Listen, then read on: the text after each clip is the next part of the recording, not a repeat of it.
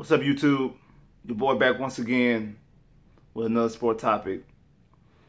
And this one is devastating topic. I know most of you know, pretty much all of you know, that Deshawn Watson is out for the season with a torn ACL.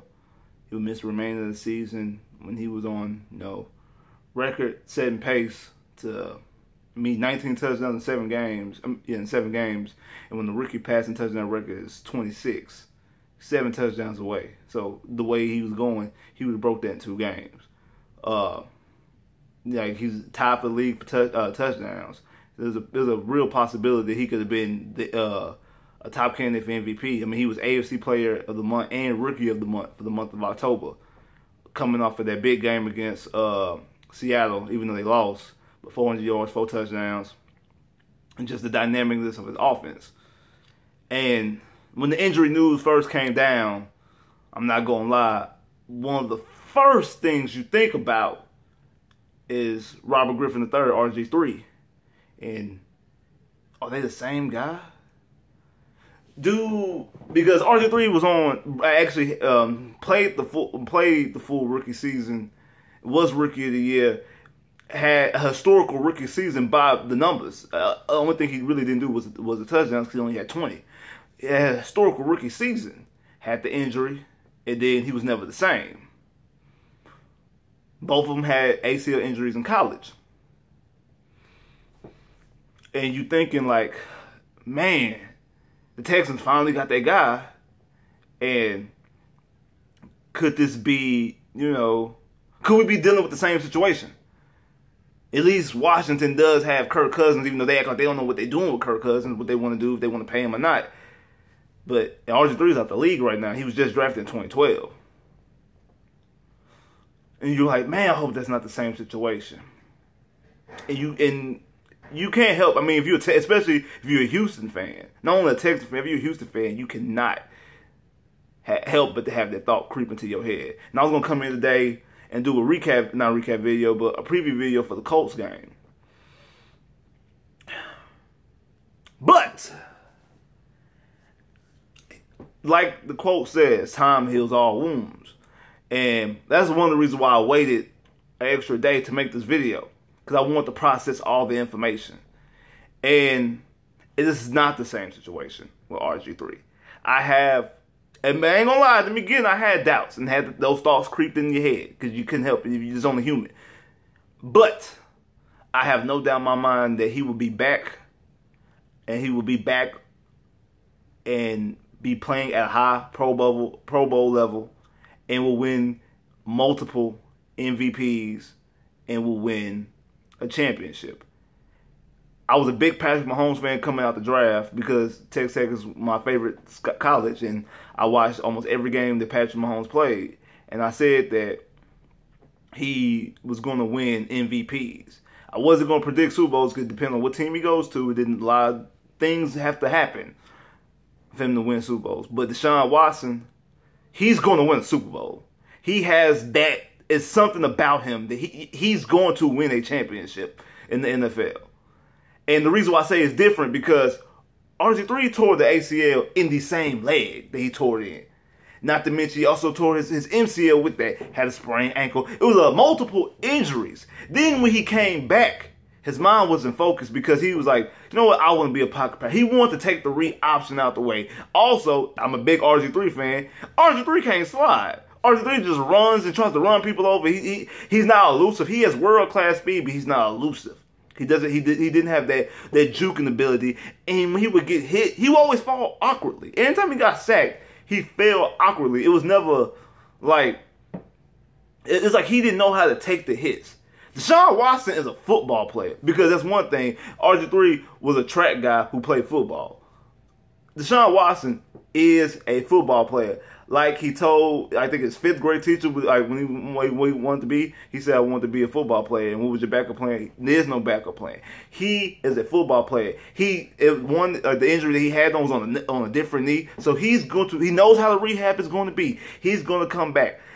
And he's also a better pocket passer than RG3, because 18 of the 19 touchdowns that he's thrown came from the pocket. He's a better pure pocket passer than RG3. RG3 had 20 touchdowns in a 15-game season because he did miss one game. Deshaun Watson had 19 in a 7-game period. Technically, a 6.5-game period because he didn't play the first half of the first half against Jacksonville. He didn't come into halftime. So what we're really missing is Deshaun Watson for this season.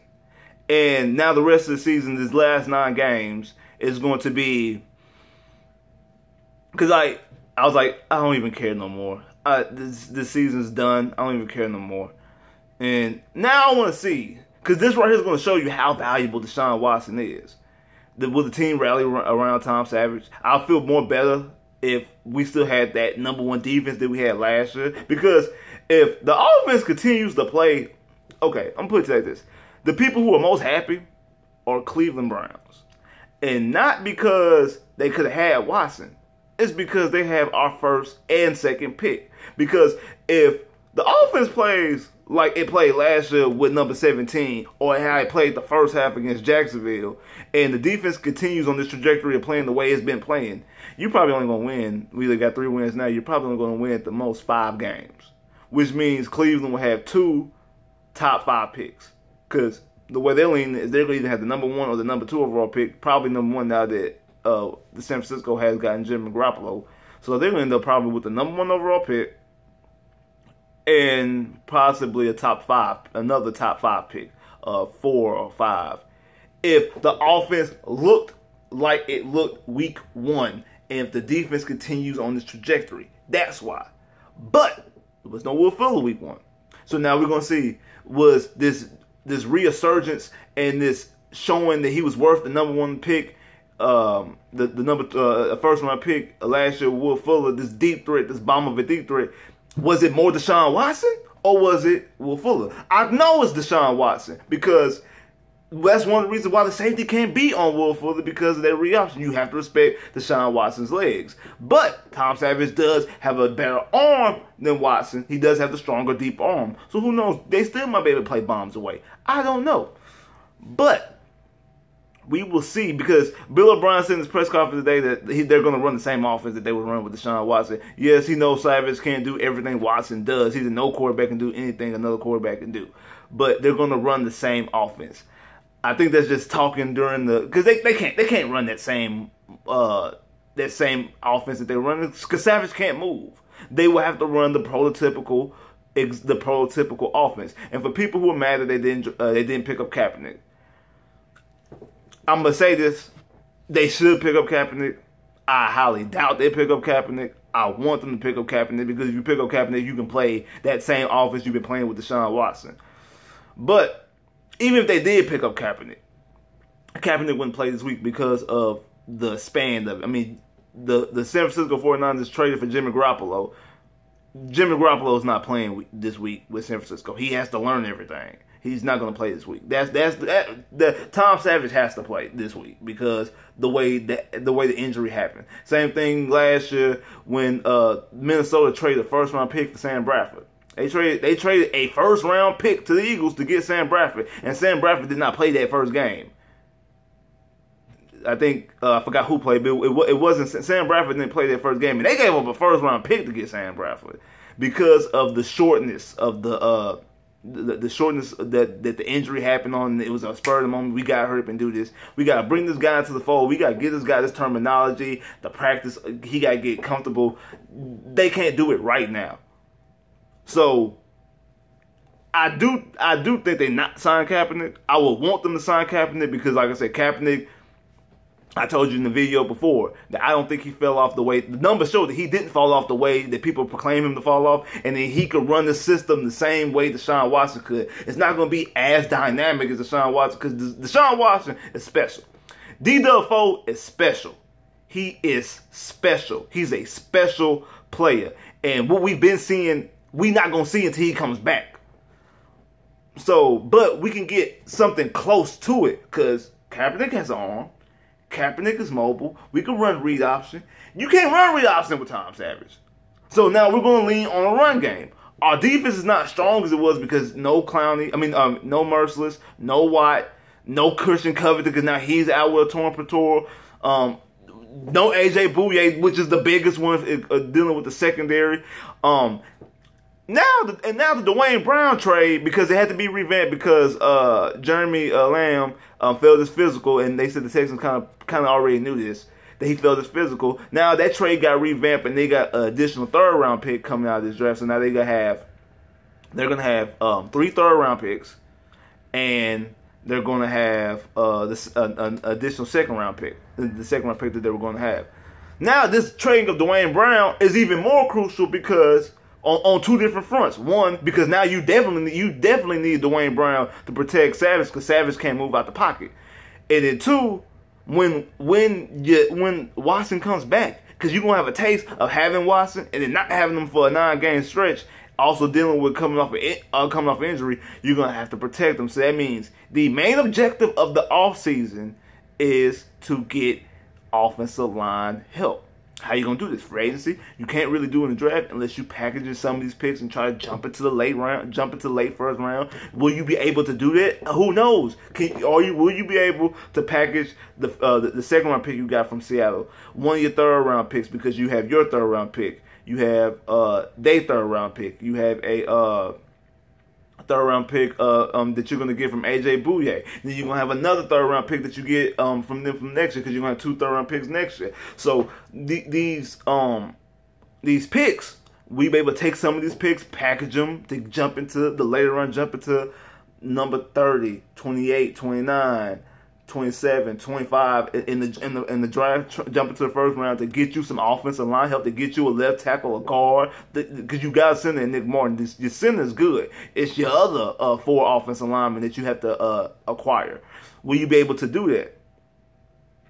And if you can, will you be able to use your cap space to bring in Malcolm Butler or bring in some secondary help, because you still got to fix that secondary. Your objective is offensive line, secondary, in that order because of Deshawn Watson and his injury. You have to get that offensive line fixed first, and then you have to get that secondary fixed. So it changes. Well, it doesn't change because these have been priorities that we've been hollering for the past 4 to 5 weeks. Now it's been amped up, and it's more crucial that you get these things addressed and you get these things fixed, and you address them as soon as possible. I was going to say before this injury, 31 to 13 was going to be my score against the Colts. I'd seen this offense that being that dynamic, and I felt that they were going to do the same thing they did to the Titans when it was going to be the first couple series touchdowns, or the first couple series points, no 3 and outs, no punts. They were just going to drive down there and score. Now, I think we're being a little bit more methodical. I'm not saying they're just going to go out there and just bombs away and it's going to be another 57 burger. That's why I said it's going to be like on the lines of 30, 31, 34, somewhere around there. Now, with Tom Savage, I'm thinking more of a 23 to 13 type game, because I don't, because that offense in Indy, I think you can still, this defense is still, I think, good enough to slow that offense down, because it's not a huge offense, and their defense is not that good. Like, let's just call it what it is. Their defense is not that good, and I think you can at least put up some type of points against that defense. At first, when I first heard the news, I'm like, the season over, we ain't winning no more games. That's the doom and gloom that I had, and I said this in a video before about how big of a star Deshawn Watson would be, that he can change people's minds and opinions and make people want to watch the Texans like LeBron James. I never said that he was going to be the LeBron James on the football field. I never said that he was going to be like he was going to be the LeBron James on the football field, like just that big, huge mega star. But I admit, as far as that, he was going to change perception. People will want to be Texan fans. People want to watch Texan games. People who will go to an NFL game, they have their favorite team, they know the Texans on the schedule, and they come in there, oh, I was going to go to this game, but never, I'm going when Houston come down here. Like people in Seattle, you know what, I was going to come when the Cowboys come down here, but nah, I'm going when the Texans come, because I want to see Deshaun Watson, that type of stuff. And with the way that injury news broke, it took over SportsCenter.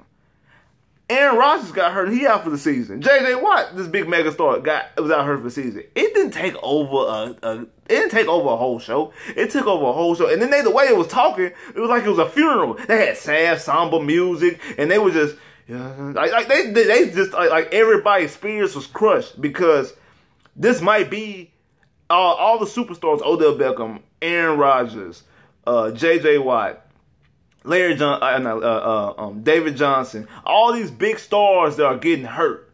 The one I think that hurts the NFL the most is Deshawn Watson, because that's the guy that everybody was excited for.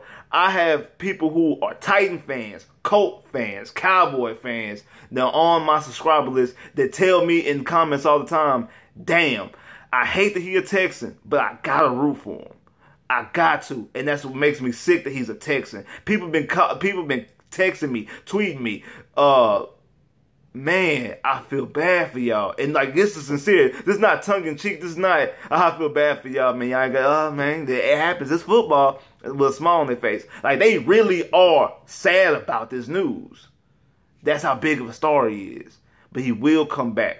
Texans, he will come back. And he'll be better than you've seen before. He's going to have some struggle because he never hit that rookie wall, because we never seen him have a rookie game, because every game been lights out. And every game is not going to be 5 touchdowns, 4 touchdowns, 57 points. But he's very dynamic, magical, and the boy is special.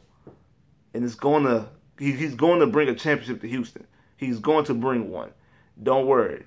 The superstar will return better than ever. Like, share, subscribe if you haven't. Comment below if you haven't. Click that bell to get more videos. I holla.